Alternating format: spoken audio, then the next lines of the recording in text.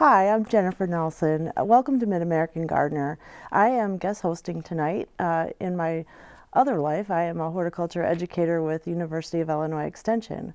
We have a great panel here tonight and we are itching to get into the garden. Spring is toying with us. We're hoping it gets here and stays here soon. Our first guest tonight is Bill Erickson. And Bill, why don't you tell us a little bit about yourself and your question? Okay, well, thank you. Yes, I'm a landscape architect, and I'm with Prairie View Landscaping Company in Champaign. And my specialty is mainly residential landscaping. I like small-scale landscapes, backyards, that type of thing, anything to do with the outdoor landscape around your home. And tonight I got an interesting question that was sent to us concerning honeybees. And someone had, I guess they live in a rural area, they'd noticed a lot of creeping Charlie in the farm fields, and that the bees were attracted to that in the spring of the year, in the early spring, when there was nothing else for them to find for a nectar and pollen source. And so they left it there, they didn't get rid of it, even though they were very tempted to do that. But they were wondering if there are other plants that are as attractive to bees in the early spring. The early springs are a very critical time for bees because they've depleted their honey supply during the winter, and they need a fresh source of nectar and pollen. So they're looking for it. Any day where it's above 50 degrees, they're out flying around looking for a source for nectar. They take this back to the queen and to the young as well, so it's a very important mission that they're on. Some other good sources of early spring nectar and pollen would be in herbaceous plants, such things as spring bulbs, crocus and hyacinth. There are perennials, hellebore is a good one, primrose, bleeding hearts, lamium and ajuga ground covers are excellent. And in shrubs, witch hazel's hard to beat. Any day where it's above 50 degrees, the bees will be just flocking to witch hazels. Other shrubs would include berries such as blackberries, spice bush, which is a native shrub in this area, and flowering quince. And then in trees, you wouldn't think of large trees as being a pollen source, but they are. Maples are very good, alders, birch, elm, serviceberries, and tulip trees. So if you're thinking about landscaping for bees, plant some of these for an early spring food source, and you'll really be helping them out.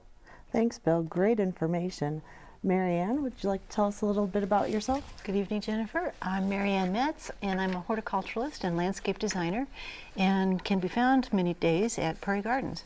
And I'm going to address a question from Chris in Springfield about an amaryllis with no flowers. And that's not good. I think amaryllis are all about the flowers. She has an amaryllis plant with 2 bulbs that have given off 4 flowers. From each bulb last year, she said. I cut the leaves off after the flowers had died and was left with 2 short-inch stalks, 3-inch stalks. And she stored them in a cool, dark place until November, then cut it back and put them in a south window, and didn't bloom for Christmas. And she wants to know what she's doing wrong. Well, first of all, she cut off the flower stalks and the leaves, and that is an incorrect way to treat the amaryllis bulb after it's flowered. When the flowers start to go down, or they're finished, you can cut back the flower stalks and leave the leaves on. And generally, if you've got one flowering at Christmas time, you'll probably have flowers for many weeks. Cut those stalks off when they start to finish and start turning yellow, and leave the leaves on. Keep watering, keep it in the same kind of sunlight situation. And then in the summertime, if you have a space outside to place the pot, that's a good thing to do. And fertilize with just a houseplant fertilizer and water for the summer. And if you want to time them for Christmas flower again, you need to start their dormancy process. They do need a rest period of about 6 to 8 weeks. You maybe want to just turn the pot over in the middle of August so that it's not getting the nutrients in the water, and hopefully it'll start going dormant. Or if you don't have a timing thing in mind, a specific date for blooming, time for blooming, let it go dormant naturally.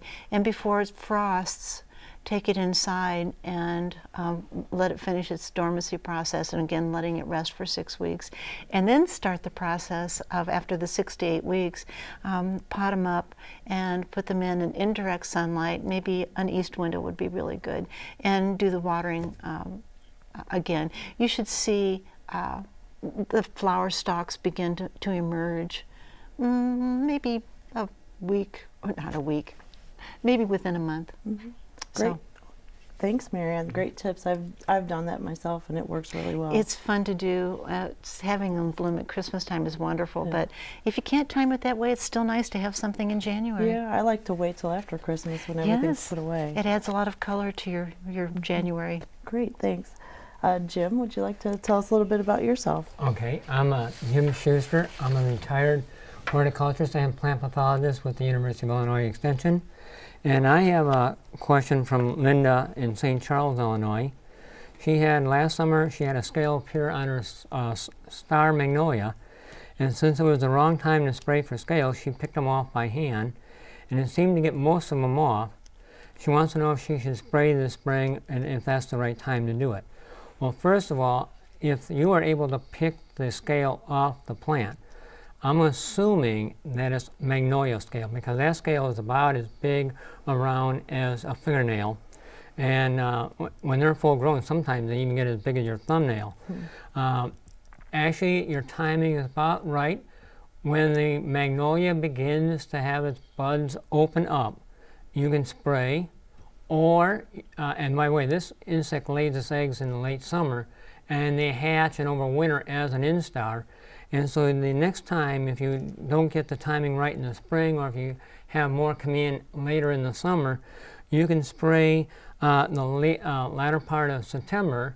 And the products you can try are summer oil, insecticidal soap, imidacloprid, and acephate, or Orthene was the brand name for acephate. So just make sure it's a thorough coverage of all the plants, because the scale is going to be all up and down that stem wood on that magnolia. Great, thanks, Jim. Great information. We're going to go now to a video, a Did You Know video on onion, apple, and potato. Onions, apples, and potatoes all have the same taste. The difference in flavor is caused by their smell. Pinch your nose and try it. They will all taste sweet. I'm going to have to go home and try that now. We're going to go to the phones now. On line 1, Shirley has a question on sawdust. Hi. We had to cut down a very huge tree in our yard, and now we have a very huge amount of sawdust. Is there any good use for sawdust in the yard or garden?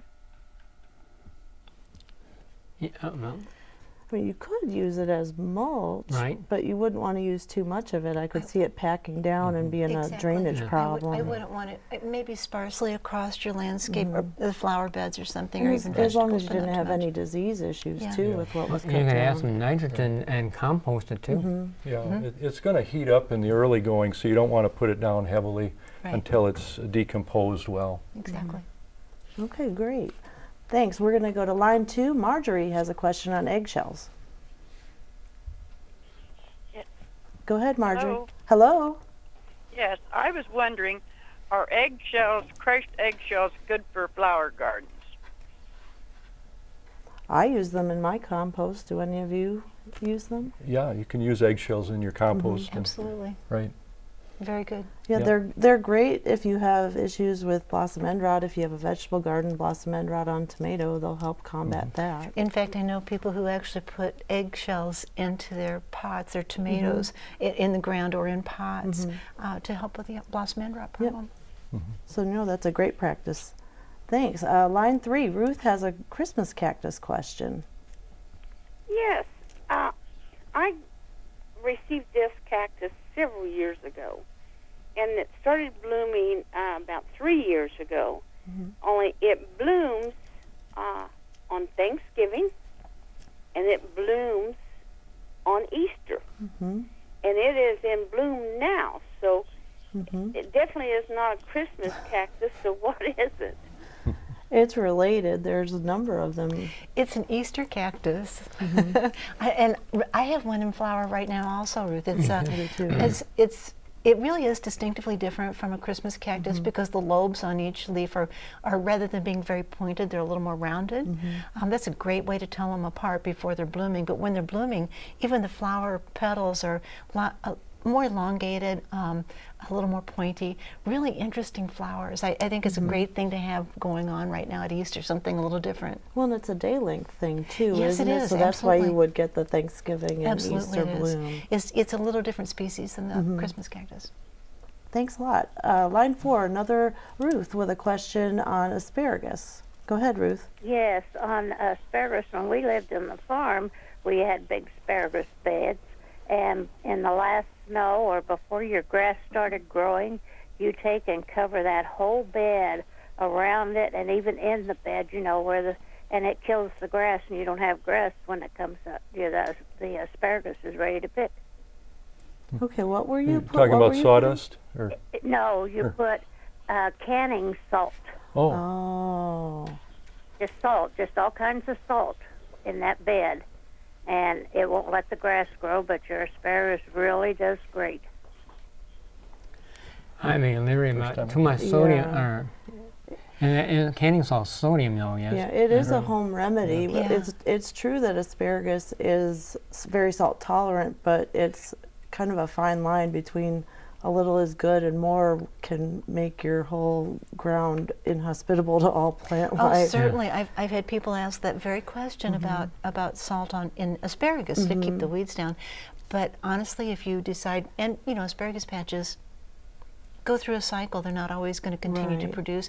So if you're moving it to another location, that salt doesn't move. It stays there, and a lot of plants don't Exactly. like the salt. If you want to see the damage, just look along a road and watch nothing Absolutely. grows, and that's Yes. because the sodium pushes the calcium out of the soil, and the calcium helps the blockiness and the drainage of the soil.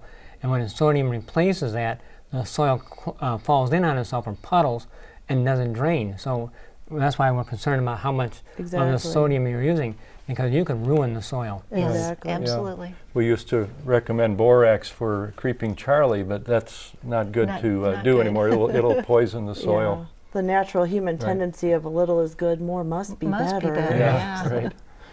Thanks a lot. We're going to go through another round of emails. And Bill, do you have start us off? Yeah, I've got a question about weeds, and Marilyn from Plainfield, Illinois, emailed us, and she's had problems with weeds in her driveway and some weeds in her backyard, and she's tried pulling them out and just can't seem to get rid of them.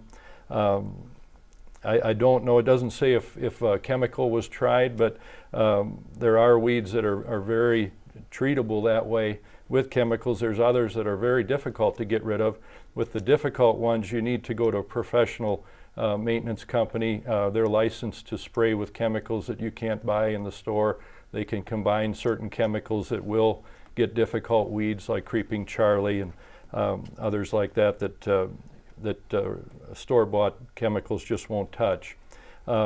Another method to use if you have trouble with weeds in a paved area like a brick patio would be to spread black visqueen over that on a real hot sunny day and just let that cook there and get rid of them that way. Maybe do it on a 3-day weekend when you're out of town, and then your patio will be weed-free when you get back. Great, thanks a lot, Bill. Great way to do it. Yeah, that is a great way to do it. Just cook them. Yep. Okay, Mary Ann, what question do you have? This is about African violets, and what a great way to share plants, African violets. This person received an African violet leaf from a friend, and as a beginner in African violets, and wanting to get new plants from this leaf, which is very easy to do, and found that after a time of the leaf being in the soil, many plantlets started arising, which is great. That's exactly what's supposed to happen. But not knowing that you're supposed to separate those plantlets after a little while, they didn't do that, and they began to flower, and each plant flowered a different color, which is kind of neat, actually. But if you're after the same flower that you got the plant, that you got the leaf from, that's not so good. But they wondered if this was normal. And actually in the African violet world, it is quite normal. They're called sports or chimeras. If you want to get the exact color from one plant to the other, you do have to use the plantlets that arise from the side of the parent plant. But seeds from African violets and the leaves don't always come true to what the parent plant was. Sometimes they do, sometimes they don't. It's just a genetic instability, and you can't tell until you're there doing it if that's going to happen or not. The instability is not stable. Yeah, it sounds like it's part of the fun, though. Yeah, it is kind of fun, yeah. There are a lot of plants like that, but African violets certainly. Great, thanks, Marianne. Okay, Jim, what question do you have? Well, Ruby, and I'm not sure where she lives, but she has a black fungus growing on her branches. And the problem is, I checked out all the diseases that you can find on flowering quince, and that's the plant she says she has. And none of the diseases that quince get make a black growth. So I am wondering if you have the plant misidentified, and really what you have is black knot, which only attacks plants in the Prunus genus.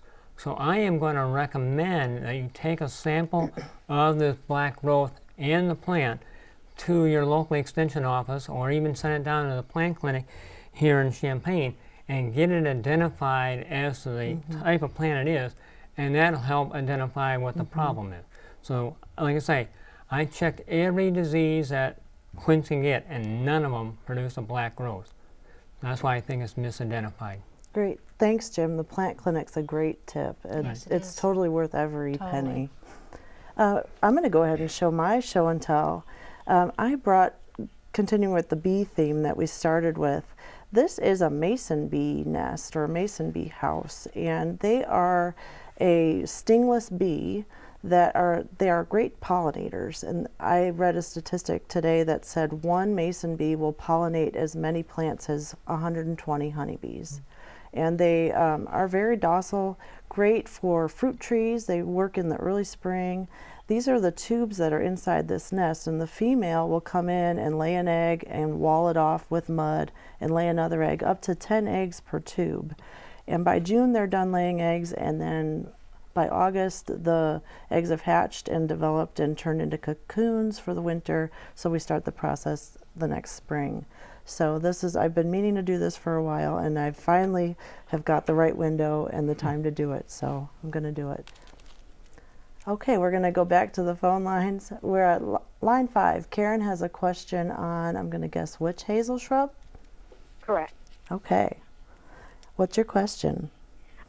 Well, our witch hazel is about 4 years old, and it's about 8 feet tall, 6 feet wide. Okay. And it did not lose its leaves at all this year, and it still hasn't. It bloomed like it always has. But should I cut this all down or cut the leaves off, or, you know, what should I do? As far as I'm concerned, I'd leave the leaves alone, though. Yeah, just fall off when the new ones come out. Yeah, I would say the same thing. Right. Definitely. Yeah, I wouldn't prune it or anything like that. Let the wind take care of it later in the spring. Yeah, there's a certain point in time when the buds start to swell, the new leaf buds start to swell, and it pushes off the old leaves. So I wouldn't address it or be worried about it. Assuming the shrub is still alive. Yeah. Yeah. The witch hazel is a very underused plant in the landscape. It's quite interesting. The vernal witch hazel will flower in March. So if you put it near a window, it's very interesting to look at up close to the window in the wintertime or early spring when you can't get out. Great. Okay, we're going to go back to the phone lines. Line 1, Bill has an asparagus comment. Yeah, Jennifer. Yeah. Last week, on one of the things they were talking about spraying the asparagus with Roundup before anything emerged, which helps immensely on the grass. The next thing is, instead of using salt, which is a calcium chloride,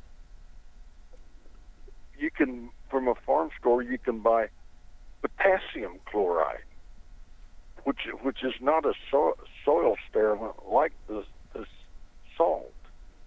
And the asparagus loves it, and it does the same thing on the grass. So have them try it. Okay. Any of you guys know about using potassium versus sodium? used it, no. I've never used never it heard either. anybody say that. Yeah. No. Interesting. I know that where I used to work in DuPage County, that office building used to put potassium chloride down on their sidewalks and melt the snow. Yeah. And then because it did not damage the soil next to it when it washed off. So Right. much more expensive than sodium chloride, Oh, but it absolutely. did less soil damage. Absolutely, but I wanted to just make a comment about spraying Roundup before anything's growing is not going to be effective. Roundup's only going to be effective on green growing plants, so spraying it before anything's growing won't really help you out. And even with that, spraying Roundup is most effective in the early part of the year when plants are growing fast. Yes. In the mid-summer time, a lot of times it's not effective because there's not much happening within that plant to move that chemical around. Okay, great, all good comments, great. Let's go to line 2. Susan has a bindweed question. Yes, I know that before everything else is ready to come up and get started, the bindweed will be there again this year. It's been terrible. Guaranteed. It's just awful. It keeps getting worse every year. And I just wonder, I don't use any chemicals in the garden because the flower garden's right next to the vegetable garden and so on. But some people tell me never pull it up. Other people say just start yanking it up the minute you see it. And I'm not having any luck, so I thought I'd ask the experts. What should I do with that bindweed to make sure it doesn't take over again? Move. I think we all probably have our favorite method.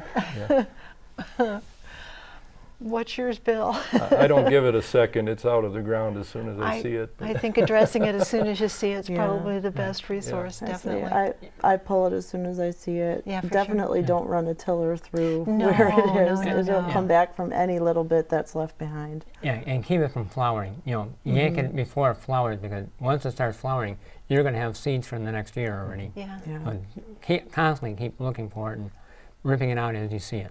It's possible if you were really had the time and the diligence to go in with Roundup and just paint it on the leaves and hope that it gets down deep to the roots. But that's kind of a last resort in my book. Okay, let's go to line 3. Sandy has a question on Roundup in the garden. It's kind of been a theme tonight. Yeah. Hi. Hi. My question is, I was looking at the garden last week when it was nice, and now it's not so nice out, but itching to get my hands dirty here. But I've noticed I've got these, I fight with it every year. It's a spreading weed that it's got the little tiny purple flowers on it. I can't think of the name of it. And I've got a lot of that already starting to get in the garden, and there's probably some other things that's going to pop up soon too. My question is it safe to put Roundup on that now? And what I was wanting to do, I need to add some topsoil to the garden and some composted cow manure too. And is it safe to put the Roundup on now, and then how long should I wait before I add the soil? And It depends on what you're growing in that area. Some vegetables are more, they will store the Roundup chemical longer than others. Tomatoes would be one that you'd have to be careful with. I think it's up to 2 years that you want to wait before you plant tomatoes in a Roundup area. But I'd read the directions, you know, very carefully. That may have changed. They're constantly improving chemicals. So read the latest on it. Look at what vegetables you can grow, which ones you can't. Be very careful with that. Yeah. And it sounded like Creeping Charlie is what she probably had in I her think so. garden. That's another one I pull as soon as I see it because it gets out of hand. this time of year it might be henbit and not creeping could be Charlie. henbit, that's right. 'Cause that's more of a cool season. Right. Same thing. Same thing Pull it. though. Get out there and pull it. Okay, we've got time for one quick question. Line 4, Carol has a question on mason bees. Yes, I've had mason bees for 6 years, and I had just neglected in getting a new order of mason bees. I had ordered previously from Washington State. They are no longer in business, and I've called several catalog companies that have the supplies, but no bees. Where did you get your mason bees? Well, there's no actual mason bees in what I have. This is just the house. This is designed to attract them. So they should be, they're considered a native pollinator around here. There should be some in the area. So hopefully if you build it, they will come. And I'm hoping that I can attract some to my yard this year. So maybe that would work for you. This is just a commercial house, but you can do one with a block of wood. And that's all we've got time for tonight. So we're going to wrap it up. And thank you for all the questions. Everyone's itching to get out in the garden.